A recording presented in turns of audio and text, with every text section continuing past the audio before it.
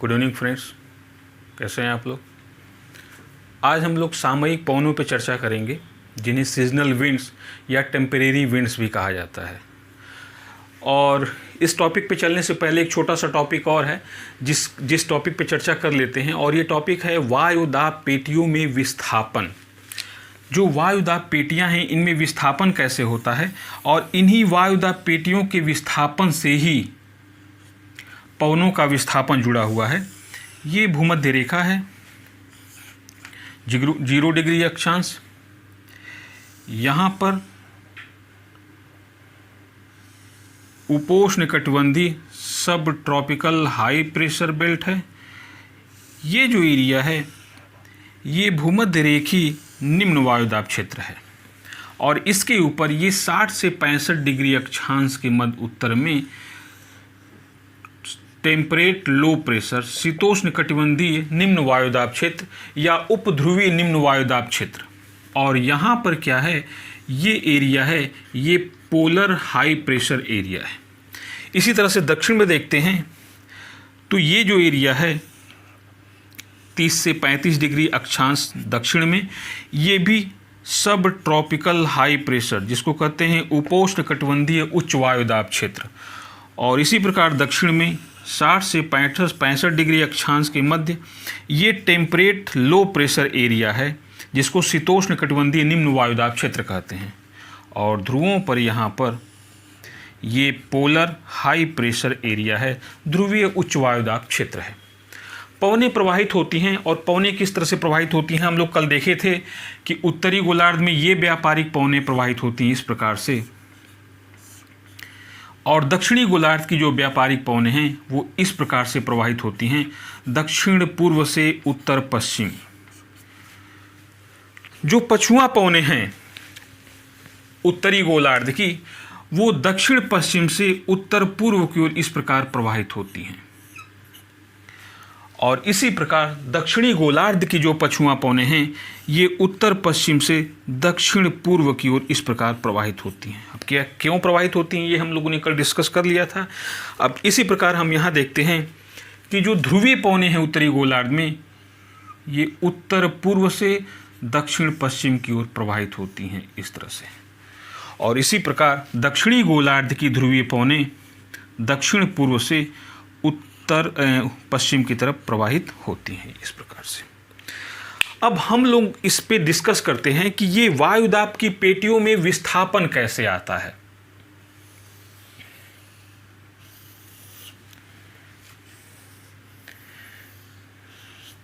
यदि इस पे देखा जाए तो ये एरिया जो है ये इक्वेटोरियल लो प्रेशर एरिया है, इक्वेटोरियल लो प्रेशर एरिया है, जबकि ये जो एरिया है ये सब ट्रॉपिकल हाई प्रेशर एरिया है, और ये जो एरिया है यह टेम्परेट लो प्रेशर या शीतोष्ण निम्न वायुदाब क्षेत्र है, और ये जो एरिया है यह पोलर हाई प्रेशर एरिया है। इसी प्रकार दक्षिणी गोलार्ध में भी हम देख लेते हैं, ये सब ट्रॉपिकल हाई प्रेशर एरिया है, और इसी प्रकार ये जो एरिया है यह टेम्परेट लो प्रेशर एरिया है, और ये जो है दक्षिणी गोलार्ध में पोलर हाई प्रेशर एरिया है। अब इसको देखने के लिए हम देखते हैं कैसे वायुदाब पेटियों में विस्थापन होता है। तो जाहिर सी बात है कि जब हमने पढ़ाया था इंसोलेशन सूर्यातप तो उसमें दिखाया था हमने कि सूर्य का उत्तरायण एवं दक्षिणायन, सूर्य का उत्तरायण एवं दक्षिणायन के साथ वायुदाब पेटियों में विस्थापन होता है। कैसे होता है कि जब सूर्य की किरणें यानी कि जो सूर्य की किरणें हैं वो कर्क रेखा पर लंबवत चमकती हैं, तो इस घटना को कहते हैं सूर्य का उत्तरायण। और उत्तरी गोलार्ध में यह समय होता है ग्रीष्मकाल का, समर सीजन होता है, और 21 जून को सूर्य की किरणें कर्क रेखा पर लंबवत चमकती हैं। तो उस समय क्या होता है कि जो पृथ्वी का भौगोलिक भूमध्य रेखा क्षेत्र है, भूमध्य रेखी क्षेत्र है, ये तो अपने स्थान पर स्थिर रहता है, लेकिन जो तापीय भूमध्य रेखा है, तापीय भूमध्य रेखा का मतलब है कि जहाँ पर तापमान सबसे अधिक होता है, वो तापीय भूमध्य रेखा जो भौगोलिक भूमध्य रेखा है, यानी कि पृथ्वी को बीचों बीच से विभाजित करने वाली जो भूमध्य रेखा है, जो वास्तविक भूमध्य रेखा है भौगोलिक, वो तो अपने स्थान पर स्थित रहती है। और यदि सूर्य की किरणें भूमध्य रेखा पर लंबवत चमकती, यहाँ पर लंबवत चमकती, तो जो भौगोलिक भूमध्य रेखा है और जो तापीय भूमध्य रेखा है, थर्मल इक्वेटर है, और जो फिजिकल इक्वेटर है या जोग्राफिकल इक्वेटर है, वो एक साथ ही होते, एक दूसरे को ओवरलैप करते। लेकिन सूर्य के उत्तरायण के साथ भौगोलिक भूमध्य रेखा अपने स्थान पर स्थित रहता है, लेकिन तापीय भूमध्य रेखा उत्तर में खिसक जाती है, भूमध्य रेखा के उत्तर में खिसक जाती है। अब जो यहाँ पर व्यापारिक पवनें प्रवाहित हो रही थी, यहाँ पर इस प्रकार से ये उत्तर में खिसक जाएंगी। अब ये उपोष्णकटिबंधीय उच्च वायुदाब क्षेत्र जो है, ये उत्तर में खिसक जाएगा और यहाँ पे स्थापित हो जाएगा। तो जो व्यापारिक पवनें हैं अब यहाँ से यहाँ चलेंगी इस प्रकार से। पहले यहाँ तक चलती थी भूमध्य रेखा तक, अब ये यहाँ तक नहीं चलेंगी। क्यों? क्योंकि सूर्य के उत्तरायण के साथ वायुदाब की पेटियां उत्तर की तरफ खिसक गईं, तो सभी पेटियां उत्तर की तरफ खिसक जाएंगी। तो इस प्रकार जो पवनें हैं वो भी उत्तर की तरफ खिसक जाएंगी। अब यह जो पेटी है शीतोष्णकटिबंधीय निम्न वायुदाब की, ये भी उत्तर में खिसक जाएगी और ये यहाँ पर चली जाएगी। ये टेम्परेट लो प्रेशर एरिया यहाँ चली जाएगी। अब पछुआ पवनें यहाँ से यहाँ प्रवाहित होंगी इस प्रकार से। ध्रुवीय जो पेटी है उच्च वायुदाब की, ये स्थानांतरित नहीं होगी। इसलिए नहीं स्थानांतरित होगी कि अब पृथ्वी के बाहर तो चली नहीं जाएगी, तो इसका एरिया संकुचित हो जाएगा। ये एरिया संकुचित हो जाएगा, जो पहले इतना दूर में फैली हुई थी अब इतना दूर में फैल जाएगी, यानी कि इसका एरिया संकुचित हो जाएगा। तो वायुदाब पेटियों के विस्थापन के साथ उत्तर में पवनों की स्थिति भी विस्थापित हो जाएगी। अब यदि दक्षिणी गोलार्ध में सूर्य चमकने लगा और वह कर्क रेखा की बजाय मकर रेखा पर लंबवत चमक रहा है यहाँ पर, तो अब जो वायुदाब पेटियां हैं ये दक्षिण में खिसक जाएंगी, और जो ये भूमध्य रेखा है, जो ज्योग्राफिकल भूमध्य रेखा है, ये अपने स्थान पर रहेगी, लेकिन जो तापीय भूमध्य रेखा है अब यहाँ पे चली आएगी। तापीय भूमध्य रेखा कहाँ चली आएगी? यहाँ पर चली आएगी। तो जो व्यापारिक पवनें उत्तरी गोलार्ध, दक्षिणी गोलार्ध में यहाँ से प्रवाहित हो रही थी, अब यह सब ट्रॉपिकल हाई प्रेशर भी किधर चला जाएगा? दक्षिण में चला जाएगा, यहाँ पर चला जाएगा। अपने स्थान से ये भी क्या हो जाएगा? विस्थापित हो जाएगा। क्यों? क्योंकि भूमध्य रेखा इक्वेटोरियल जो थर्मल भूमध्य रेखा है वो दक्षिण में चली आई, तो ये उपोष्णकटिबंधीय सब ट्रॉपिकल हाई प्रेशर भी दक्षिण की तरफ चलाएगा और व्यापारिक पवनें यहाँ से यहाँ चलने लगेंगी। और यह जो समय होगा ये 22 दिसंबर का समय होगा, और उस समय दक्षिणी गोलार्ध में ग्रीष्मकाल होगा, जबकि उत्तरी गोलार्ध में शीतकाल होगा। और इसी प्रकार ये जो सब ट्रॉपिकल सब पोलर या शीतोष्णकटिबंधीय निम्न वायुदाब है, ये भी दक्षिण में खिसक जाएगी इस प्रकार से। और जो पछुआ पवनें हैं वो अब यहाँ से इस तरह से प्रवाहित होंगी। ये है वायुदाब पेटियों का सीजनल विस्थापन। और यह विस्थापन क्यों होता है? सूर्य के उत्तरायण और दक्षिणायन।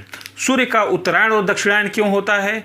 क्योंकि पृथ्वी अपने अक्ष पर झुकी होकर इस प्रकार 23.5 अंश अपने अक्ष पर झुकी है, और यह सूर्य के चारों ओर चक्कर लगाती है। तो जब पृथ्वी यहाँ होती है तो, और यह स्थिति कब होती है? 22 दिसंबर को। तो उस समय दक्षिणी गोलार्ध सूर्य के, यदि इसको सूर्य मान लिया जाए, अब इस समय इसको सूर्य मान लिया जाए और यह माना जाए पृथ्वी ऐसे चक्कर लगाती है, तो ये दक्षिणी गोलार्ध अब सूर्य के सामने होगा, तो इसको कहते हैं हम लोग सूर्य का दक्षिणायन। और जब यही पृथ्वी यहाँ होगी तो यह उत्तरी गोलार्ध सूर्य के सामने होगा, इसे ही कहते हैं सूर्य का उत्तरायण। इस टॉपिक को अगर डिटेल से समझना है तो जो सूर्यातप लेक्चर हमने दिया है इंसोलेशन, उसको आप एक बार पढ़ लेंगे तो समझ में आ जाएगा। अब देखते हैं हम लोग क्या कि वायुदाब पेटियों के विस्थापन से दो प्रकार की जलवायु का निर्माण होता है। पहला, मानसूनी जलवायु की उत्पत्ति वायुदाब की पेटियों के विस्थापन से ही जुड़ा हुआ है। क्योंकि जब सूर्य का उत्तरायण हो जाता है तो जाहिर सी बात है कि व्यापारिक पवनें जो यहाँ पर चल रही, ये विषुवत रेखा के ऊपर पछुआ पवनें चल रही थी जिसकी हम लोगों ने लास्ट लेक्चर में चर्चा की थी, वो अब यहाँ न चल के यहाँ चलेंगी सूर्य के उत्तरायण के साथ, और यही दक्षिण पश्चिमी मानसून के रूप में भारत में प्रवेश करती हैं। तो पहला है मानसूनी मौसम की उत्पत्ति या जलवायु की उत्पत्ति वायुदाब पेटियों के विस्थापन से जुड़ा हुआ है, और दूसरा भूमध्य सागरीय जलवायु की उत्पत्ति भी वायुदाब पेटियों के विस्थापन से जुड़ा हुआ है। क्योंकि जो पछुआ पवनें हैं ये जब उत्तर और दक्षिण की तरफ शिफ्ट करती हैं तो भूमध्य सागरीय जलवायु की उत्पत्ति होती है। कैसे होती है? जब हम लोग भूमध्य सागरीय जलवायु पढ़ेंगे तो वहाँ पे बहुत डिटेल में इसको देखेंगे। आज इतना ही समझ लेते हैं हम लोग। अब हम लोग अपने टॉपिक पे आते हैं। जो हम लोग का टॉपिक है सीजनल विंड्स या टेम्परेरी विंड्स, जिन्हें हम सामयिक पवनें कहते हैं।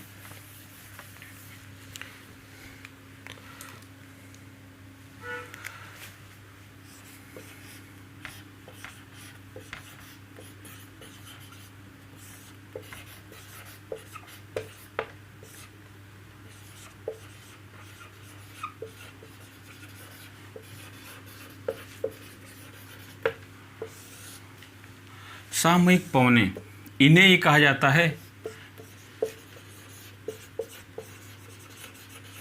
Temporary winds. ये सामयिक पवनों की सबसे बड़ी विशेषता होती है कि यह बहुत बड़े स्थान पर प्रवाहित नहीं होती हैं। प्रचलित पवनों की अपेक्षा इनका स्थान छोटा होता है। और दूसरी इनकी सबसे बड़ी विशेषता है कि ये मौसम के अनुसार या सीजन के अनुसार अपनी दिशा में परिवर्तन कर लेती हैं। और तीसरी इनकी विशेषता है कि ये दिन के और रात के समय भी अपनी दिशा में परिवर्तन कर लेती हैं। लेकिन यह स्थान, जो सीजनल पवनें हैं, सामयिक पवनें हैं, ये स्थान विशेष जहाँ पर ये प्रवाहित होती हैं वहाँ के मौसम पर व्यापक प्रभाव डालती हैं। तो आज इन्हीं टॉपिक पे सामयिक पवनों पे चर्चा करते हैं। पहली जो हमारी सामयिक पवन है वो है सागर समीर एवं स्थल समीर।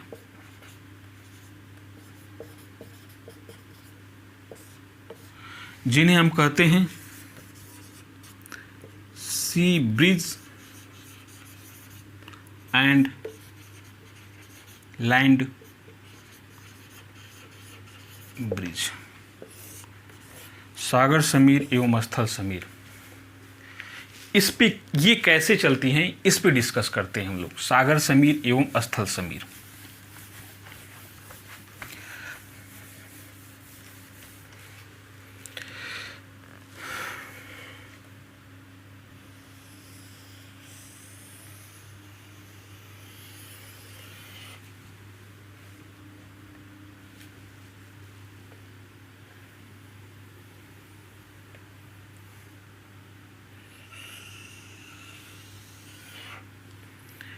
ये स्थलीय भाग है,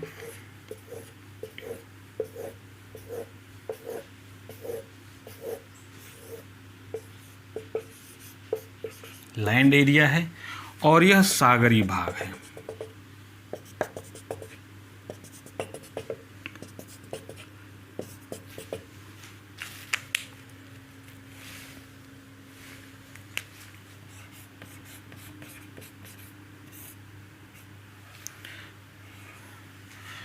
अब देखिए, दिन का समय है, सनलाइट यहाँ भी प्राप्त हो रही है और सनलाइट यहाँ भी प्राप्त हो रही है। हम लोगों ने पहले ही पढ़ा है कि स्थलीय भाग सागरीय भाग की अपेक्षा शीघ्रता से गर्म होता है दिन के समय, जबकि सागरीय भाग स्थलीय भाग की अपेक्षा मंद गति से गर्म होता है दिन के समय।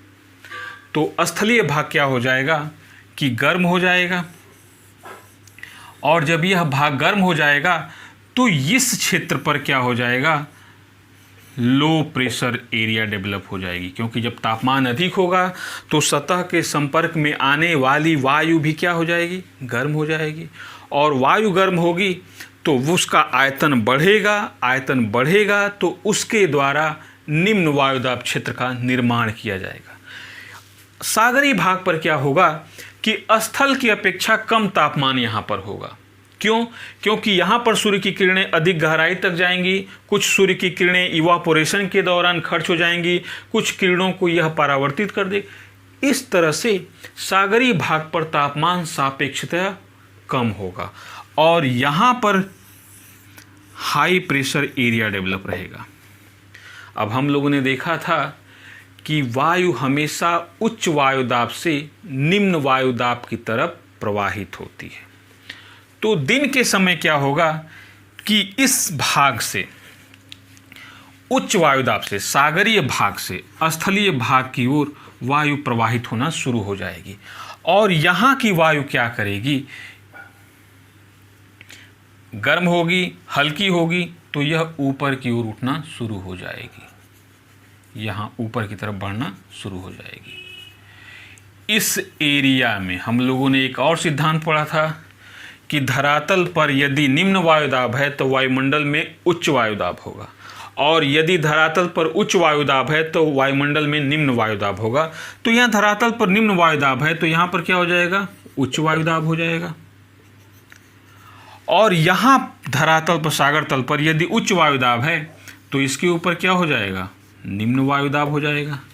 अब यहाँ पे क्या होगा, वायुमंडल में उच्च वायुदाब से निम्न वायुदाब की तरफ प्रवाहित होना शुरू हो जाएगी, इधर की तरफ, और यहाँ से वायु धरातल पर उच्च वायुदाब से निम्न वायुदाब की तरफ प्रवाहित होना शुरू हो जाएगी। यहाँ से वायु अब धीरे धीरे अवतलित होगी ऊपर से। हमें याद क्या रखना है कि जब सागरीय उच्च वायुदाब से स्थल की ओर प्रवाहित होती है वायु, तो इसे ही कहेंगे सागर समीर। ये वायु होगी सागर समीर, जो सागर से स्थल की ओर प्रवाहित होती है, इसको कहेंगे सी ब्रिज। ये स्थिति होगी इस प्रकार की, सागर से स्थल की तरफ वायु चलेगी, और यहाँ से स्थलीय भाग का तापमान कम है तो यहाँ पर लो प्रेशर एरिया डेवलप हो जाएगा, और यहाँ से वायु ऊपर उठेगी, और फिर यहाँ जो वायुमंडलीय उच्च वायुदाब है यहाँ से यहाँ इस तरह से एक सेल का निर्माण हो जाएगा। तो ये जो सागरीय भाग से स्थल पर जो वायु चलेगी धरातल के पास, इसे ही कहेंगे सागर समीर या सी ब्रिज। ये कब होगा, दिन के समय होगा। तो ये सी ब्रिज क्या है इसको देख लिए। अब हम देखते हैं कि स्थल समीर क्या होती है।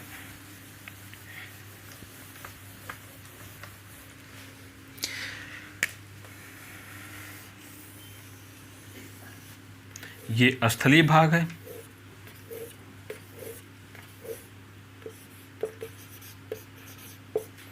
और यह सागरीय भाग है।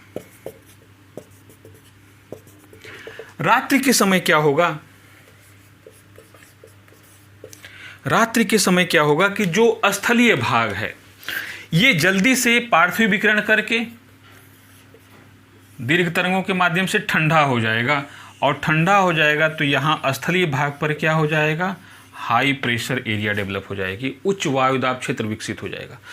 जबकि सागरीय भाग धीरे धीरे ठंडा होगा तो इसका तापमान स्थलीय भाग से क्या होगा, थोड़ा अधिक होगा, तो इस भाग पर लो प्रेशर एरिया डेवलप होगा, निम्न वायुदाब क्षेत्र विकसित होगा। तो अब उच्च वायुदाब से निम्न वायुदाब की तरफ पवन प्रवाहित होने लगेगी, इसको कहेंगे स्थलीय भाग से सागरीय भाग की ओर वायु प्रवाहित होने लगेगी। और सागर पर यदि निम्न वायुदाब क्षेत्र है सतह पर, तो इसके ऊपर क्या होगा, यहाँ पर उच्च वायुदाब होगा, और यहाँ धरातल पर यदि उच्च वायुदाब है तो इसके ऊपर क्या होगा, निम्न वायुदाब होगा। तो यहाँ उच्च वायुदाब से निम्न वायुदाब की तरफ पवन प्रवाहित होगी। अब यहाँ पर चूंकि निम्न वायुदाब है तो यहाँ से वायु हल्की होकर कहाँ हो, ऊपर उठना शुरू हो जाएगी, और यहाँ से वायु फिर इधर निम्न वायुदाब की तरफ प्रवाहित होना शुरू हो जाएगी और यहाँ से वायु धीरे धीरे नीचे की तरफ अवतलित होना शुरू हो जाएगी। इस प्रकार तो ये जो स्थल से पवन सागर की तरफ चलेगी इसको कहेंगे स्थल समीर, लैंड ब्रीज, स्थल समीर, जो रात्रि के समय स्थल से सागर की तरफ चलेगी। तो ये अपने साथ, अगर ये सी ब्रिज है, सागरी जो हम लोग देखा था सी जो ब्रिज थी या सागर समीर थी, ये जब सागर से चलेगी तो इसके साथ आर्द्रता भी होगी और आर्द्रता होगी तो यहाँ के मौसम को प्रभावित करेगी। स्थलों पर पहुंचकर वर्षा भी कर सकती है या वहाँ के तापमान को कम भी कर सकती है। और इसी प्रकार स्थल से जो पवन आएगी वो शुष्क होगी तो यहाँ के मौसम को भी प्रभावित करेगी। यानी कि स्थल समीर और सागर समीर जो सागर तटवर्ती क्षेत्र हैं वहाँ के मौसम को प्रभावित करती हैं। तो ये हम लोग देखा स्थल समीर और सागर समीर। जो दूसरी हमारी सीजनल विंड है वो है घाटी समीर एवं पर्वत समीर।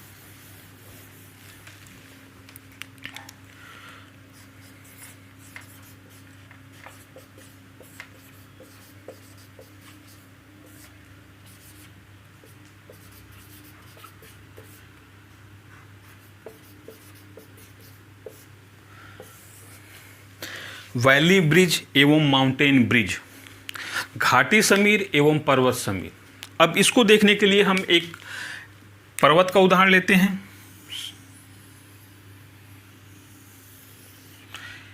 ये पर्वतीय भाग है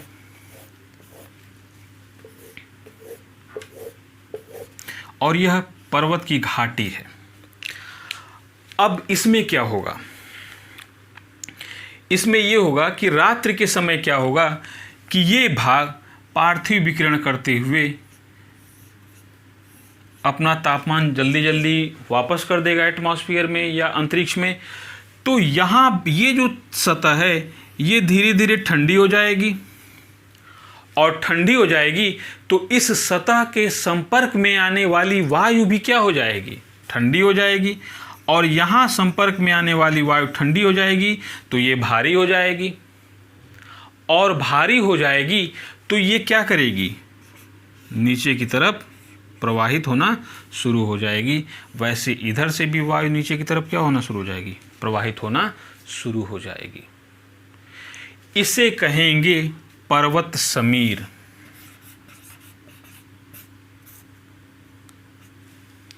पर्वत समीर या इसे कहेंगे माउंटेन ब्रिज। यह डिसेंडिंग विंड है या अवरोही पवन है। इसे ही हम लोग कहते हैं केटाबैटिक।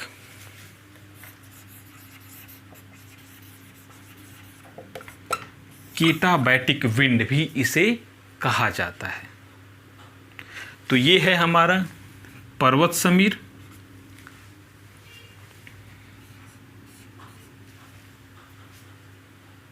इस प्रकार से अब क्या होगा कि ये जो डिसेंडिंग वायु है यहाँ की गर्म वायु को, ठंडी सापेक्षता यहाँ की गर्म वायु को क्या करेगी, ऊपर उठने पर मजबूर कर देगी।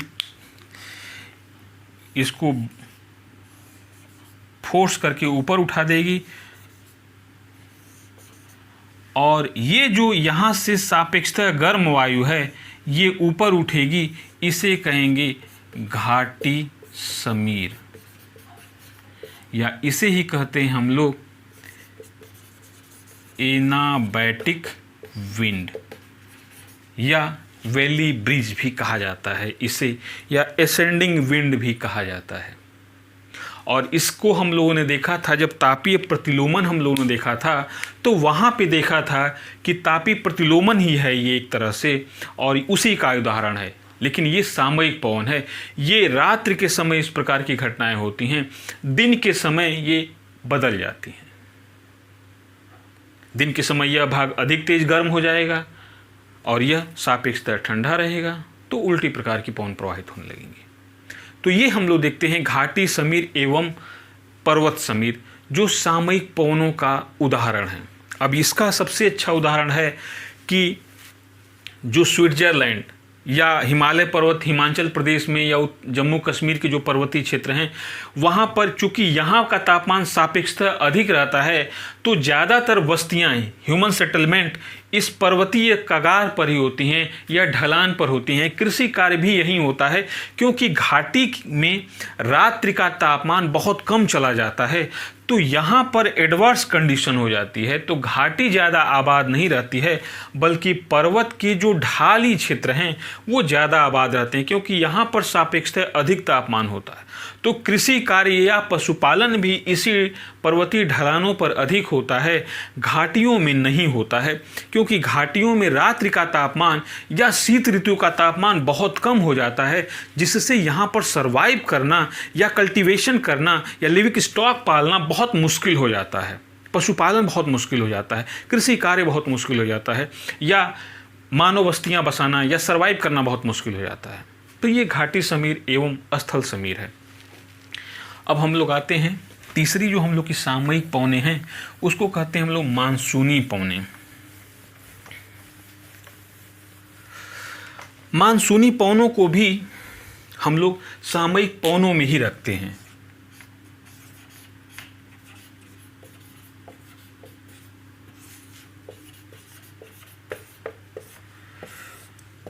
मानसून के बारे में बहुत डिटेल से पढ़ना है तो इसलिए यहाँ पे हम लोग ज़्यादा इसके टाइम नहीं देंगे क्योंकि मानसूनी पवनों की उत्पत्ति और इनके प्रभाव के बारे में बहुत डिटेल से हम लोग को पढ़ना है तो आगे पढ़ेंगे उसको। मानसूनी पवनें कैसी हैं इसके बारे में देख लेते हैं। तो मानसूनी जो पवनें हैं ये भी बृहद स्तरीय पवन संचार का हिस्सा हैं। हम लोग अक्सर सुनते हैं ग्रीष्मकाल में जो मानसून आता है हमारे यहाँ जून में उसको कहते हैं दक्षिण पश्चिम मानसून, यानी कि उसकी दिशा क्या होती है दक्षिण पश्चिम से उत्तर पूर्व की ओर। तो जो भारत में या दक्षिणी एशिया में मानसून आता है उसकी दिशा होती है इधर से इस प्रकार, यानी कि यह मानसूनी पवनें दक्षिण पश्चिम से उत्तर पूर्व की ओर प्रवाहित होती हैं। इसीलिए हम लोग ग्रीष्मकाल के मानसून को कहते हैं दक्षिण पश्चिम मानसून। अक्सर न्यूज़ में सुनते हैं हम लोग और ये भी हम लोग कभी कभी दिमाग में उठता है कि इसको दक्षिण पश्चिम क्यों कहा जाता है, क्योंकि यहाँ पर पवन जो संचार होती है वो इस प्रकार से दक्षिण पश्चिम से चलती है उत्तर पूर्व की ओर। ग्रीष्मकाल में ये मानसून होता है जिसको कहते हैं दक्षिण पश्चिम मानसून। लेकिन शीतकाल में इस मानसूनी पवन की दिशा पूरी तरह परिवर्तित हो जाती है और शीतकाल में जो नवंबर से चलती है मानसून उसकी दिशा उत्तर पूर्व से दक्षिण पश्चिम की तरफ हो जाती है इस प्रकार। ये क्यों होती है यह भी हम लोगों ने डिस्कस किया कि वायुदाब पेटियों के विस्थापन के कारण इस प्रकार होता है। जब मानसून हम लोग चैप्टर पढ़ेंगे तो वहाँ बहुत डिटेल में इसको पढ़ेंगे हम लोग। तो बस इतना जान जाइए कि मानसूनी पवनों की दिशा में वर्ष में 2 बार परिवर्तन आ जाता है। ग्रीष्मकाल में इसकी दिशा दक्षिण पश्चिम से उत्तर पूर्व की ओर होती है, इस प्रकार चलती प्रवाहित होती है। लेकिन शीतकाल में विंटर सीजन में इसकी दिशा उत्तर पूर्व से दक्षिण पश्चिम दिशा की तरफ प्रवाहित होने लगती है इस प्रकार से। तो आप सुनते भी होंगे कि क्या कारण है कि तमिलनाडु के कोस्टल एरिया में यानी कि चेन्नई में ग्रीष्मकाल में बारिश नहीं होती है, शीतकाल में होती है। तो उसका कारण यही है कि जब यह उत्तर पूर्व से आने वाली जो मानसूनी पवनें हैं ये बंगाल की खाड़ी से आती हैं तो इनके साथ आर्द्रता होती है और यहाँ तमिलनाडु के पूर्वी तट और आंध्रा के पूर्वी तट पर यह तटवर्ती क्षेत्रों से टकराती हैं तो शीतकाल में यहाँ पर वर्षा होती है। तमिलनाडु को जिसको कहते हैं कोरोमंडल तट यहाँ पर वर्षा शीतकाल में होती है तमिलनाडु चेन्नई में और आंध्र के दक्षिणी भाग में। तो यही कारण है। तो हम लोगों ने ये देख लिया कि मानसूनी पवनों में भी वर्ष में 2 बार परिवर्तन आता है। एक बार यह दक्षिण पश्चिम से प्रवाहित होती हैं इधर से इधर और शीतकाल में ये उत्तर पूर्व से दक्षिण पश्चिम की ओर प्रवाहित होती हैं। तो याद रखिएगा कि हमारे पृथ्वी पर 2 जलवायु हैं। एक भूमध्य सागरीय जलवायु है जो यहाँ भूमध्य सागर के आसपास उत्पन्न होती है, कैलिफोर्निया में उत्पन्न होती है, चिली में उत्पन्न होती है, यहाँ दक्षिण अफ्रीका के दक्षिणी भाग में, ऑस्ट्रेलिया के दक्षिण पश्चिमी भाग में उत्पन्न होती है। जब भूमध्य सागरीय जलवायु पढ़ेंगे हम लोग तो वहाँ बहुत अच्छे से देखेंगे इसको। और दूसरी जलवायु मानसूनी जलवायु है। इन दोनों जलवायु की उत्पत्ति वायुदाब पेटियों में उत्तर एवं दक्षिण की तरफ स्थानांतरण के कारण ही भूमध्य सागरीय जलवायु एवं मानसूनी जलवायु की उत्पत्ति होती है। और वायुदाब पेटियों के स्थानांतरण के कारण ही मानसून की दिशा में वर्ष में 2 बार परिवर्तन आ जाता है। ग्रीष्म काल में या समर सीजन में यह दक्षिण पश्चिम से उत्तर पूर्व की ओर प्रवाहित होती हैं, जबकि विंटर सीजन में ये उत्तर पूर्व से दक्षिण पश्चिम की ओर प्रवाहित होती हैं। तो ये हमारी सीजनल विंड्स थी आज, जो मुख्य रूप से 3 हैं। पहली हैं सागर समीर एवं स्थल समीर, दूसरी थी घाटी समीर एवं पर्वतीय समीर, तीसरी हैं मानसूनी पवनें। तो ये हमारी मुख्य रूप से 3 जो सीजनल विंड्स पैटर्न या सामयिक पवन प्रतिरूप है, ये 3 हम लोगों ने देखा। जो अगला टॉपिक है हम लोग का वो है लोकल विंड, स्थानीय पवनें।